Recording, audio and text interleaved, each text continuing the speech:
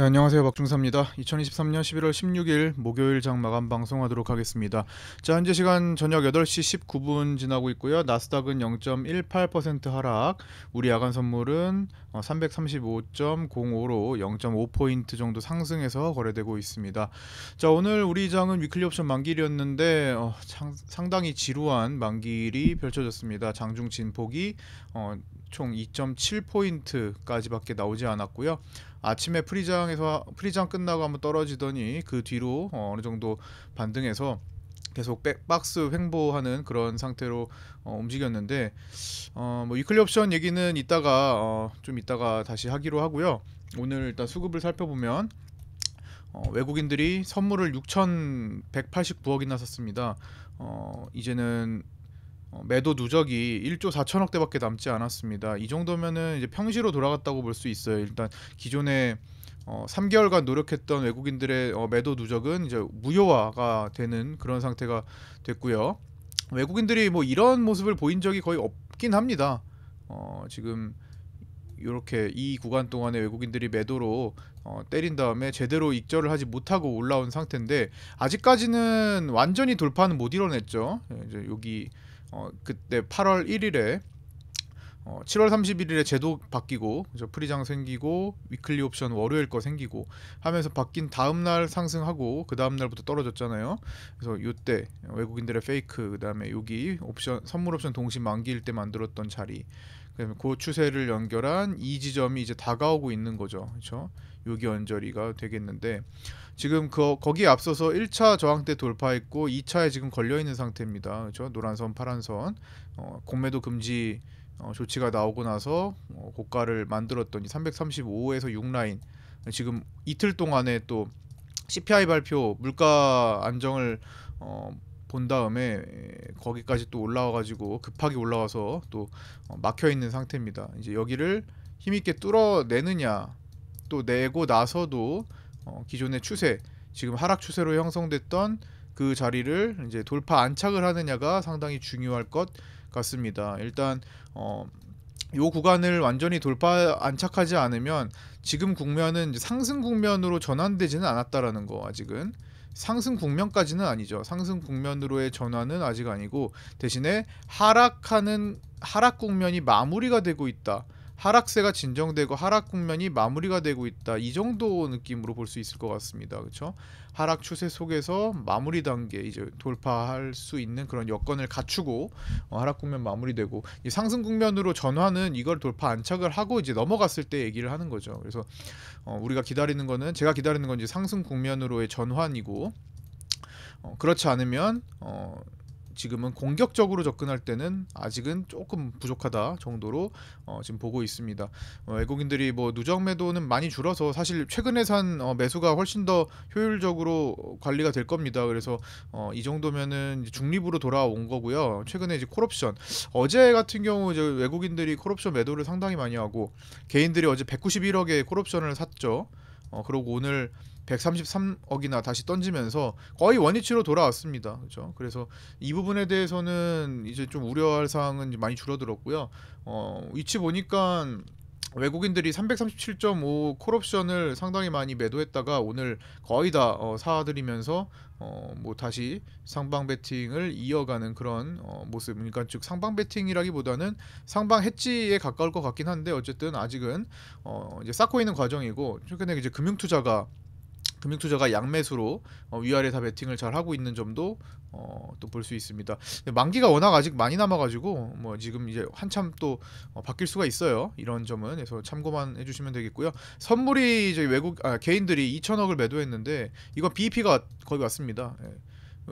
개인들이 물려있던 선물, 그러니까 요때 이제 외국인들이 엄청나게 팔았잖아요. 팔면서 개인들이 샀는데 그게 어느 정도 라인에서 물려 있었다라는 거죠. 지금 BEP가 335 정도, 334, 335 사이가 될 것 같아요. 그래서 지금 개인들은 토탈로 선물에서 지금 매수 베팅했던 선물에서 수익으로 살짝 바뀌어 있는 상태입니다. 그래서 지금 매도하는 거는 익절 물량이 좀 나오고 있는 거기도 하고요. 뭐 겨우 탈출하는 거죠. 어떻게 보면 탈출 물량이 나오고 있는 것 같습니다. 막 삼성전자를 개인들이 엄청나게 매도하는 것도 다 탈출 물량이죠.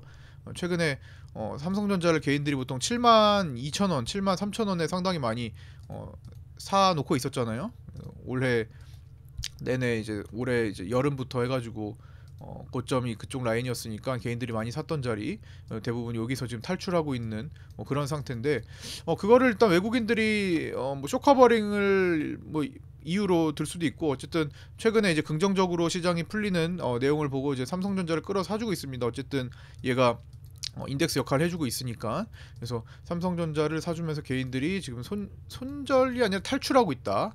뭐 이렇게 좀 볼 수 있고요. 손절은 정말 잘 안 하죠. 삼성전자에서 손절은 거의 안 나오고 탈출시켜줘야 개인들이 매도를 하는 경향이 있으니까. 그리고 또 내려면 사드릴 겁니다. 또 내려면 사드릴 건데 삼성전자도 지금 이제 7만 3,600원에 전고점을 돌파하면 열릴 수가 있는 조건이 될 수 있을 것 같아서 일단은 그걸 주목하고 있고요. 만약에 막힌다면 이제 7만 3,000원에 대한 저항을 받고 밀릴 수 있겠죠. 근데 밀릴 때는 이제 지수하고 같이 밀려야 되는데 우리 지수가 지금 단독으로 밀릴 만한 상황까지는 지금 우리 공매도의 어떤 금지 효과를 어쨌든 보고 있는 경우기 때문에 쉽지는 않을 거고 나스닥이 이제 변곡 구간을 만들면서 이제 꺾일 때 이제 우리는 그 구간 돌아서는 구간을 볼 수가 있는데 그렇게 강하지도 않을 것 같습니다. 어쨌든 최근에 산 개인들의 매수세도 무시할 수 없기 때문에 이제 따끈따끈한 거죠. 외국인들의 신규 매수세에 대해서는 기존에 3개월 전부터 해가지고 갖고 있던 매도 누적은 좀 지나간 거고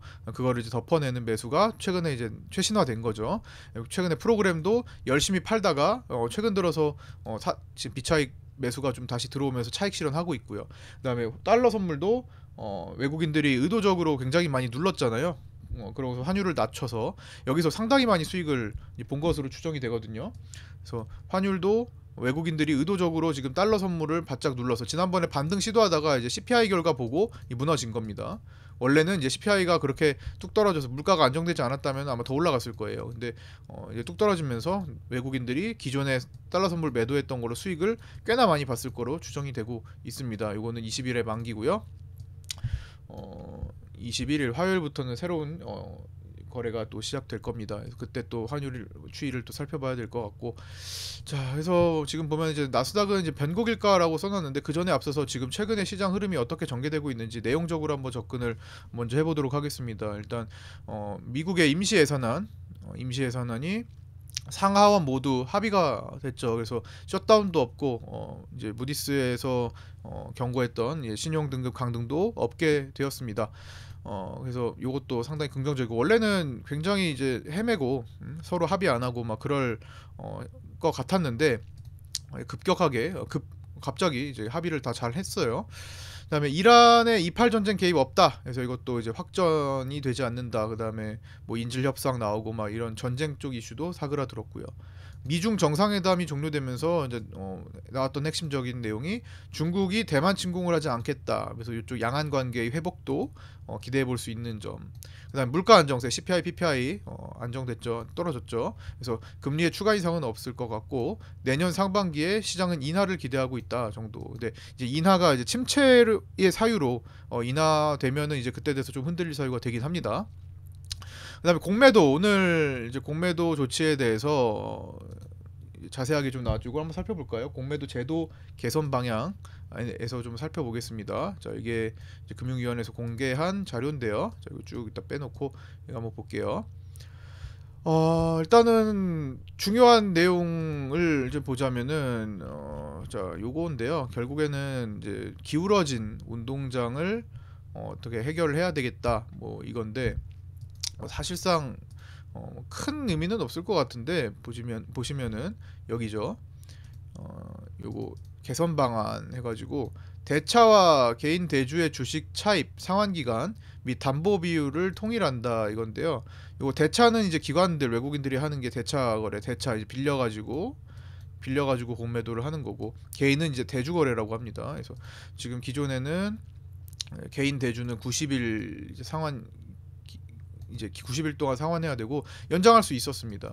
근데 이제 기관들이 하는 대차 외국인 기관들이 하는 대차는 기간 제약이 없었습니다. 이제 계약을 따로 해서 하는 거였고, 어, 그래서 담보 비율도 이제 105%와 120% 이것도 이제 똑같이 105%로 바꾼다고 하는데, 사실 요거 105%로 바꾸는 것 자체는 이제 원래는 이제 기관과 외국인과 개인들은 서로 간에 이제 신용도가 다르고 이제 갚을 능력도 다 다르기 때문에 구분을 짓는 게 맞는데, 뭐 이제 똑같이 하겠다 이거죠. 그래서 개인들은 더 아슬아슬하게 이제 또 갈 수가 있습니다.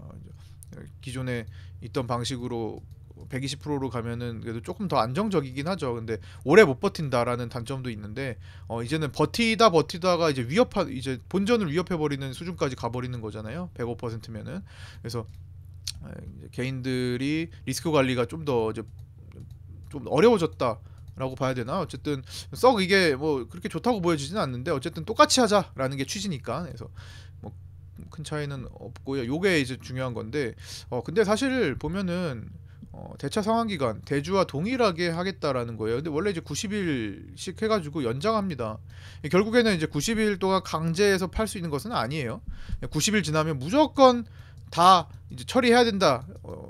90일 안에 처리해야 된다. 이건 아니고, 이건 권고 사항이 될 수는 있겠지만 그건 아니고, 어차피 또 연장할 수 있다. 그래서 이제 쭉 장기간 이렇게 하는 것을 이제 90일씩 끊어서 할 수 있다. 사실 뭐 하자면 다 할 수 있는 거니까. 그다음에 뭐 대차는 대여자의 중도 상환 요구를 유지해서 대주가 유리하다고 하는데, 사실 실제로 중도 상환 요구를 하는 경우가 뭐 거의 드물죠. 우리가 뭐 대차 거래에서 이 수수료 받으시는 개인 투자자들 보면은 뭐 중도 상환 요구 하나요? 뭐 거의 그런 거 없죠. 그래서 실질적으로는 그냥 연장 다 된다 이렇게 볼 수 있을 것 같습니다. 근데 어쨌든 똑같이 하자라는 거고요. 똑같이 하자. 운동장 기울어진 거 없이 똑같이 하자. 사실 이게 뭐 똑같이 하는 건 아니지. 우리는 뭐 대차와 대주가 차이가 있는데, 그래서 어쨌든 개인들과 기관들은 뭐 할 수 있는 한 최대한 똑같이 하자. 그다음에 무차입 공매도. 요거 먼저 볼까요? 대차 여기 표 있네. 대차 대주 제도 개선 이후 비교를 해보면은 이렇게 된다. 보시면 대차 원래 기간 제약 없었지만 90일 플러스 연장한다. 그다음에 105% 여기 105%로 유지하고, 대주는 이제 개인들이 하는 거 90일 연장 원래 있었는데 똑같이 90일 연장하고, 원래는 120%였지만 이제 105%로 바뀐다. 이렇게 되는 거. 그다음에 기관 내부 공매도 전산 시스템 구축하고, 뭐 내부 통제 기준 마련을 의무화해서 이제는 불법 공매도 차단의 만전을 기하겠다. 전산 시스템 를 어떻게든 만들어내겠다. 여기에 대해서 이제 구체적으로 만든 건 아니고 이제 계획을 이제 세운 거죠. 계획을 세운 거고, 거기에 대해서 이렇게 쭉 설명이 되어 있습니다. 그래서 뭐 요거는 이제 금융위원회에 지금 올라와 있는 자료니까요. 필요하신 경우 가서 다운받아서 보시면 될 것 같습니다. 뭐 결국에는 뭐 획기적으로 개선된 건 없어요. 그래서 살짝 살짝 좀 다른 것들을 비슷하게 만들어주는 효과인데, 뭐 크게 영향을 미치는 정도는 아닐 것 같습니다. 어쨌든 연장이 가능하다, 열어놨다라는 점, 그리고 기존에 이제 8개월간 공매도 금지한 게 핵심적인 효과가 있는 거죠. 급한 물량들을 어쨌든 쇼커버링 해야 되는 상황을 만들어줬던 거니까 그게 더 중요한 거고, 그죠? 그래서 뭐 실질적으로 오늘 나온 거는 시장에 큰 영향을 당장에 미치지는 않았습니다. 그리고 이제 중요한 것은 이제 기존 공매도는 어떻게 할 거냐, 소급 적용되냐, 기존 공매도도 뭐 90일 이내에 상환하는 걸로 가야 되나. 근데 사실상 중요하지 않죠. 어차피 연장이 되는데. 근데 원래는 소급 적용을 하지 않아야겠죠. 원래 기존에 있던 거는 그대로 유지하고, 신규 앞으로 공매도 재개가 6월 말 이후에, 내년 6월 말 이후에 재개되고, 그때 이제 새롭게 공매도 하는 것들에 대해서는 이제 새로운 규정을 적용하겠다, 이렇게 돼야지. 소급 적용을 하게 되면은 상당히 혼란스러울 것 같습니다. 예를 들어서 장중에도 말씀드렸지만 우리가 보험으로 따지면은 우리가 실손 의료보험 1세대, 2세대, 3세대, 4세대 이렇게 있죠. 근데 1세대, 2세대의 실손 의료보험을 갖고 계신 분들은 너무나 혜택이 좋잖아요. 이제 병원을 마음껏 이제 병원을 계속 다닌다고 해서 이제 보험료가 늘어나는 것도 아니고 이제 아예 상관이 없죠. 1세대, 2세대. 근데 3세대, 4세대, 4세대 특히 가면은 이제 병원을 많이 이용하면 이용할수록 이제 나중에 부담해야 되는 돈이 더 생길 수가 있는 뭐 그런 상태잖아요. 그래서 1세대, 2세대 해서 3세대 4세대로 넘어갈 때 1세대 2세대에 있는 분들을 소급 적용하진 않잖아요. 그거는 별도의 계약이고 기존에 했던 거는 그대로 유지하고 신규의 경우에만 이제 바뀐 법을 적용한다 이렇게 가는 건데 뭐 그런 거랑 비슷한 거죠. 기존의 계약을 건드리면 안 되겠죠. 소급 적용하지 않는다. 그래서 1세대, 2세대 가지신 분들을 자꾸만 이제 3세대, 4세대로 넘어와서 가입하라 이런 것들도 있었는데 절대로 그런 것들을 하면 안 됐잖아요. 그래서 유지를 해야 되니까 뭐 그런 거죠. 그래서 어떻게 보면은 과거에 기존에 했던 공매도는 외국인 기관들 입장에서는 귀한 공매도가 될 겁니다. 어쨌든 90일 기간마다 연장을 할 필요가 없으니까. 그래서 귀한 공매도를 과연 처리를 어떻게 할 것인지, 귀한 공매도를 가지고 있고 싶을지도 몰라요. 그렇죠? 가지고 있고 하락 기간이 될 때까지 조금 그렇죠, 둬도 되니까. 근데 이제 급하다면은 이제 청산하는 쇼커버링을 하겠죠. 지금 뭐 대차 거래 어마어마하게 지금 줄어들고 있는데 당연하죠. 그래서 어쨌든 급한 물량들은 쇼커버링 할 것이고 귀한 공매도기 때문에 기존에 있는 것들 웬만하면 또 버틸 수 있는 상태가 또 된다면, 그런 상태가 된다면이에요. 시장이 계속 올라가면 커버를 계속 할 겁니다만, 시장이 꺾이기라도 한다면, 추세가 바뀌기라도 한다면 뭐 그냥 유지를 할 가능성이 높고 나중에 신규 공매도에 대해서는 적용한다 이렇게 보면 될 것 같습니다. 어쨌든 뭐 그렇게 지금 바뀌어가지고 시장이 전체적으로 부담이 많이 덜어졌고요. 뭐 갑자기 막 좋은 내용들이 막 쏟아집니다. 그렇죠?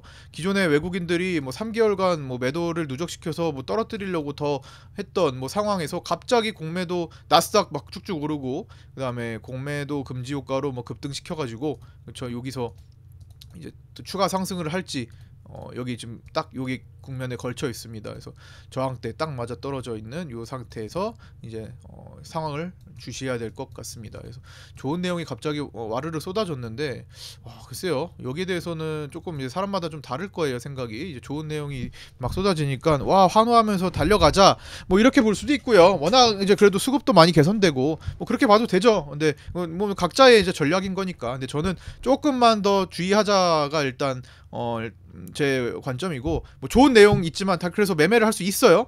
매매를 할 수 있지만 기존에 3개월 전부터 8월 이때부터 현금 확보를 쭉 해둔 상태에서 지금 중간 정도 와 있는데, 그렇죠? 떨어진 평균 현금 확보 대비 이제 중간 정도 와 있어서 뭐 다시 시작해도 큰 무리는 없을 정도이긴 한데 아직은 현금을 다 쓰진 마시고 이제 좀 분할해서 천천히 하나씩 하되, 장투하기는 좀 그렇죠. 지금 뭐 바닥이라고 확신할 수는 없고 일단 국면이 바뀌는 변곡 구간에 이제 놓여 있는데 그렇기 때문에 좀 단기성 거래로 좀 몇 개 들어갔다 나왔다, 몇 종목 들어갔다 나왔다 뭐 이런 정도로 하는 게 가장 좋을 거라고 생각합니다. 이제 그래서 이제 여기 밑에다가 저기 보시면 이제 직장인 주식반을 재개를 했습니다. 약 3달 전부터 이제 현금 확보 매매 중단했다가 11월 9일 지난주 목요일이죠. 목요일부터 천천히 재개해서 이제 시작을 했고, 외국인 등 종합수급과 상황에 따른 전략을 이제 한 거에 그 전략을 이제 하는 겁니다. 전략대로 목요일 종가 이제 아미노로직스 해가지고 금요일 6-7% 수익, 금요일에는 파도 해가지고 7-8% 다음날 수익, 월요일에 에이징랜드 해가지고 화요일 10% 이상 수익했는데 그 다음날이 상한가를 갔더라고요. 화요일에는 이제 뭐 손절가 잡고 있는데 아직 손절가 들어가지 않는 상태에서 보유 중이고요. 수요일에는 어제는 이제 메가터치를 종가해가지고 오늘 급등이 나와서 1박 2일 만에 또 10% 수익을 보고 또 오늘 하나 또 들어가 있는 상태입니다. 그렇게 해서 오늘은 이제 현물 이제 하시는 분들이 하나 둘씩 참여를 하기 시작하죠. 이제 시장이 좀 풀리니까 그동안 현금 만들어뒀던 거를 이제 조금씩 썼다가 뺐다가 하는 거예요. 썼다가 현금화했다가 다시 또 들어갔다가 현금화했다가 이렇게 유연하게 조금 되는 게 좋을 것 같습니다. 이제 언제 또 다시 돌아설지 모른다라는 생각을 하면서 이제 완벽하게 안착됐다 하면은 그때 천천히 스윙 종목을 늘리는 그런 방식이 지금은 가장 좋을 것 같고요. 그래서 메가터치 10% 수익 38만원, 33만원, 12만원, 뭐 작든 크든 이렇게 12만원, 10만원 조금씩 시작하시는 분들 계시고요. 그 다음에 여기도 11만원, 50만원대 수익도 계시고 56만원, 그렇죠? 그 다음에 파생반에서는 오늘 조금 뭐 관망이었는데 111만원 수익 보신 분 올라왔네요. 좀 이제 작은 파동에 잘 잘라 드신 것 같고요. 네, 뭐 메가터치 이렇게 봤다라는 거 또 알려드렸고요, 안내해드렸고, 이제 재개를 해서 이제는 한 종목에서 한두 종목으로, 두 종목에서 이제 두세 종목으로, 세 종목에서 네 종목으로 이렇게 늘려가는 그런 방식을 이제 준비를 하고 있습니다. 네, 그렇게 좀 보시고요.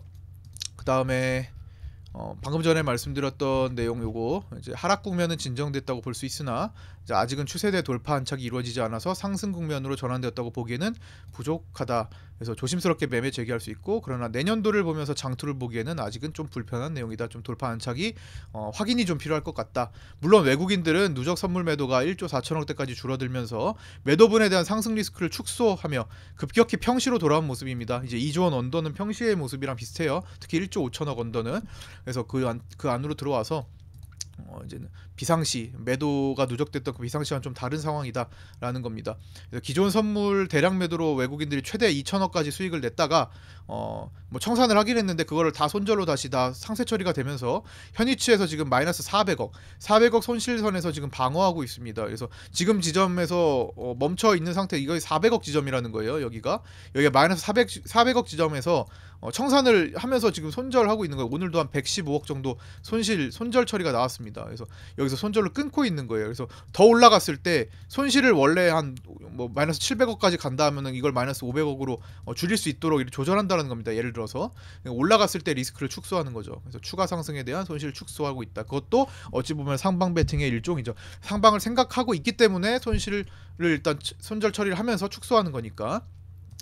그 다음에 오늘 이제 위클리 옵션 얘기를 하면서 이제 끝날까 하는데요. 먼저 그 전에 이제 나스닥 얘기를 잠깐 하면은, 나스닥이 이제 변곡일까라는 의문. 현재는 이제 시장을 악화시킬 만한 내용이 크게 없죠. 아까 전에 이제 요런 내용도 이제 나스닥도 똑같이 적용되니까, 요 공매도 제외하고는.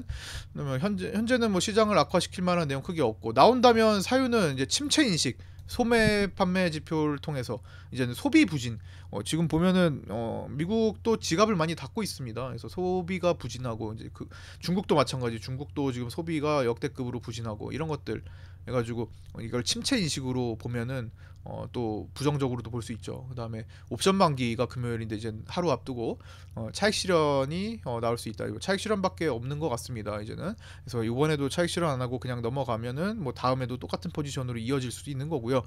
개인 숏이 여전히 우세하지만 살짝 어제부터 차익이 나오기 시작했습니다. 이제 개인들이 롱을 조금씩 잡기 시작한 것도 있어요. 그러나 아직은 그게 대세가 바뀌진 않았다. 힘은 여전히 유지되고 있다라는 거.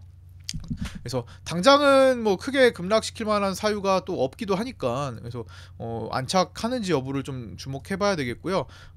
그렇지만 어쨌든 한 파동이 다 가고 있습니다. 보통 이제 나스닥이 움직였던 이런 한 파동들 있죠. 한 파동들이 이제 거의 다 가고 있으니까 여기는 이제 두 파동이 합쳐진 것 같고 랠리가 됐던 거죠. 그래서 한 파동 정도가 또 변곡에 다가가고 있으니까 요 구간에서는 조심을 또 해줘야 되는 구간이 될 것 같습니다. 나스닥이 한번 꺾이면 우리 시장은 또 취약해진다라는 점도 주목을 해야 될 것 같고요. 향후 다가올 이제 12월 FOMC가 또 변수가 되는데, 이것 또한 20거래일 남았으니까 20거래일 뒤에 이제 다가오는 그 구간 동안에는 또 잘 수급을 좀 살펴야 되고 나스닥의 움직임도 잘 살펴야 되겠습니다. 일단 산타랠리라고 하는데 뭐 산타랠리가 항상 있는 것도 아니고요. 그렇죠? 너무 개인들이 또 환호하면은 또 역으로 또 역풍을 맞이할 수 있습니다. 지금 개인들 서학개미로 몰린 이제 엔비디아 등 이제 서학개미들이 이제 나스닥으로 엄청나게 몰리고 있는데, 그것도 이제 상당히 많이 늘어서 이제 85조 원을 넘어갔다고 합니다. 그래서 그것 또한 일단은 뭐 개인들이 덤벼든다라는 것 자체가 그렇게 좋은 일은 아니니까. 파생과 현물이 약간 수급이 좀 다른 것 같아요. 그것도 좀 참조하시고, 어쨌든 뭐 모든 상황을 다 인정을 한다면 일단은 뭐 상승으로 외국인들도 준비하고 있는 거니까 그거는 이제 보되 아직은 완벽한 상승 국면으로 전환되지 않았다라는 점을 반드시 인지를 해야 되겠다. 조심스럽게 가야 되겠다라는 겁니다. 네, 국내 증시 오늘 위클리 옵션 만기일이었는데 엄청나게 지루했어요. 최근에 옵션 만기일은 굉장히 화끈했는데 상당히 지루한 만기일이었고요. 장중 진폭이 2.7포인트. 개인들이 현재 보유한 이제 손익분기, 선물에 대한 손익분기는 비슷한 지점에서 지금 움직였다라는 거. 손익분기가 현재가 정도에서 크게 벗어나지 않는다. 그다음에 코스피 200의 범위는 오늘 제가 장중에 기관들이 이제 옵션 매도로 닫는 위치를 보면서 야 진짜 계속 엄청 좁히는구나, 계속 그렇게 생각했죠. 그래서 오늘 오전 시간 지나고 나서는 기관들의 어떤 포지션 닫는 걸 보니까 이제 코스피 200이 332.5와 335 사이로 닫아버리더라고요. 그래서 선물 환산으로 보면은 이제 1포인트 베이시스 오늘은 베이시스가 0.24로 끝났는데 일단 1포인트 정도 이제 적용해가지고 333.5, 333.5부터 여기죠. 요 정도부터 336 여기에 해당되는 요 지점으로 이제 닫아버린 거죠. 그래서 요 범위 안에서 끝났다 해서 중간값에서 거의 끝난 것 같습니다. 그래서 오늘 115억이 아니라 125억 정도 오늘 외국인들이 선물해서 환매수한 날이기도 했고요. 그다음에 옵션 싸움은 마지막에 332.5 콜과 335 푸시였는데 332.5 콜에서 조금 종가 대비 좀 수익이 난 그런 날이었습니다. 외국인들이 뭐 선물 매수를 많이 한 것도 좀 이유가 됐고요. 뭐 위클리 옵션은 뭐 장 초반에는 개인들이 콜 옵션에 몰리다가 장 후반에는 뭐 비슷해졌던 것 같습니다. 그래서 뭐 위클리 옵션 만기 베팅 결과 추정치는 일주일 동안 이제 기실현 포함해가지고 외국인들이 상방을 보면서 14억 수익을 올라갔으니까 어쨌든 지난주 목요일보다 올라왔으니까요. 상방을 봤던 외국인들이 14억 수익, 상방을 봤던 개인들에게 50억 수익으로 개인들한테 일단 수익을 줬습니다. 준 것으로 보이고 상방 베팅 했으니까 개인들이 그게 좀 이상했는데 어쨌든 상방 베팅한 거 CPI가 잘 나왔으니까 거기에 이제 만족하면서 개인들의 수익이 좀 잡혔고요. 금융투자가 이제 보합을 보면서 옵션 매도로 보합을 보면서 22억 손실 마감했고요. 기타 법인이 하방을 봤는데 38억 손실로 마감을 했습니다. 그래서 위클리 옵션 만기 추정치는 이렇게 되고요. 이거는 이제 데이터가 이제 다 다르니까 그냥 추정치라고만 생각해 주시면 될 것 같습니다. 자, 오늘은 여기까지 마치고요. 내일 이제 나스닥 밤 사이에 어떻게 움직이는지 보고 또 풀어가면 될 것 같습니다. 이제 주식반에 계신 분들 하나둘씩 더 모이고 있는데요. 이제는 현금 만들어둔 현금을 조심스럽게 치고 빠지고 할 테니까 좀 집중 잘 해주셨으면 좋겠고요. 대신에 항상 시장을 지금 여유 있게 두고 가면 안 될 상황이라서 일단은 손절 같은 게 하게 되면 좀 유연하게 대처를 좀 하시면서 일단은 시장의 흐름을 좀 보자고요. 네, 파생하시는 분들도 조심스럽게 가야 됩니다. 이제는 변화의 국면이 또 시작됐으니까 거기에 또 발맞춰서 또 가야 되니까요. 크게 큰 타격 받지 않으시고 일단은 소액 거래로 하시면서 분위기를 살피시기 바랍니다. 장중 데이데이로 좀 보시는 게 좋겠고 오늘 같은 날은 뭐 데이에서 뭐 크게 할 게 없었으니까 뭐 쉬는 게 맞다고 보는데 어쨌든 뭐 특별한 움직임이 생길 때 제가 또 관점 올라오면 관점 생기면 또 올려드리도록 하겠습니다. 자, 고생들 많으셨고요. 구독자 정보 공유방에 들어오셔서 함께 하실 분 입장하셔서 함께 하셨으면 좋겠습니다. 구독과 좋아요 알림 설정도 부탁드립니다. 감사합니다. 고생하셨습니다.